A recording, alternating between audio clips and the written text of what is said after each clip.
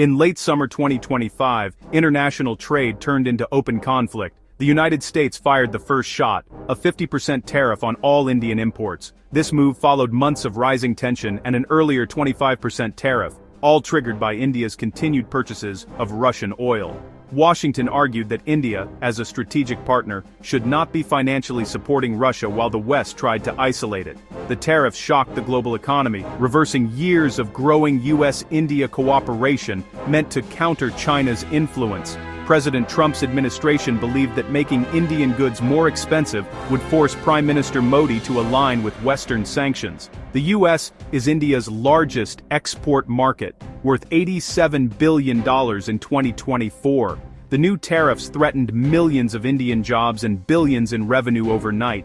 Trump also targeted India's $46 billion trade surplus with the U.S., using tariffs to punish India for its Russian ties, and to address what he saw as unfair trade. The U.S. framed its actions as a matter of principle: democracies must stand united against Russian aggression. By buying Russian oil, India was seen as undermining this effort and providing Moscow with a lifeline. The message from Washington was blunt: in this era of geopolitical competition, neutrality is not an option, especially when it comes to financing a nation at war. The stage was set for a dramatic confrontation between two of the world's largest democracies. New Delhi's response was immediate and fierce. Indian officials condemned the tariffs as unfair and hypocritical. India argued it was being singled out, while other nations, including U.S. allies, continued buying Russian energy without facing similar penalties. EU countries like Hungary and Belgium had actually increased Russian energy imports, and China, the largest buyer of Russian oil, faced no such tariffs. Turkey, a NATO member, also escaped U.S. retaliation despite major Russian oil purchases. This double standard fueled outrage in India, where the public saw the U.S. as a bully using Ukraine as a pretext to address its trade deficit. Prime Minister Modi's government insisted India's energy policy was about national interest, providing affordable energy to 1.4 billion people. Discounted Russian oil was vital for controlling inflation and supporting growth. India refused to sacrifice its people's welfare for inconsistent Western demands.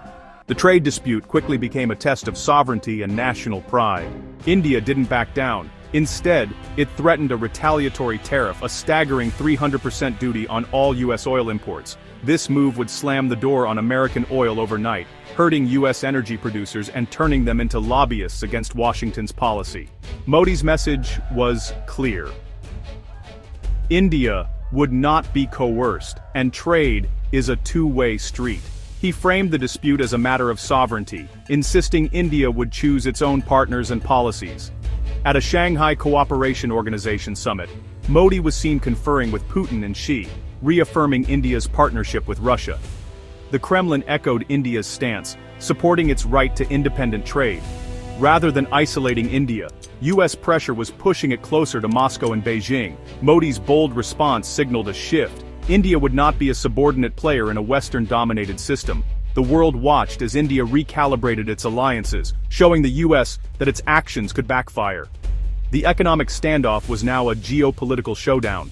The U.S.-India trade war is part of a larger global pattern of selective enforcement and strategic calculation. China, the biggest consumer of Russian energy, has avoided U.S. tariffs due to the deep economic ties between Washington and Beijing. The U.S. is unwilling to risk a full-blown confrontation with China, so it targets India instead.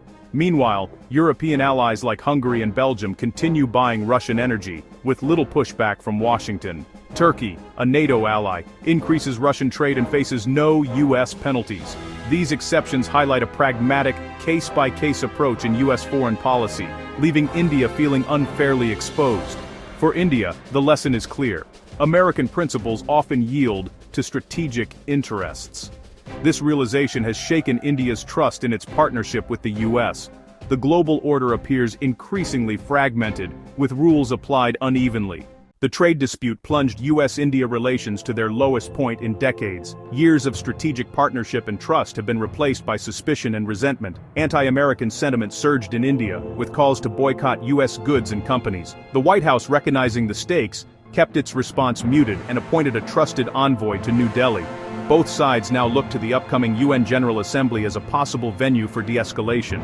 A face-to-face meeting between Trump and Modi could offer a chance to step back from the brink. Yet, both leaders have staked out tough positions, making compromise difficult. The future of the partnership hangs in the balance, with the world watching for signs of reconciliation.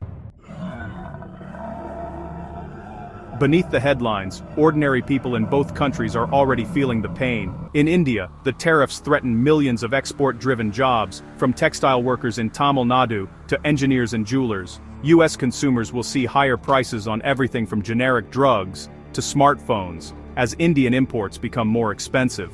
Small businesses in both countries face rising costs and shrinking markets.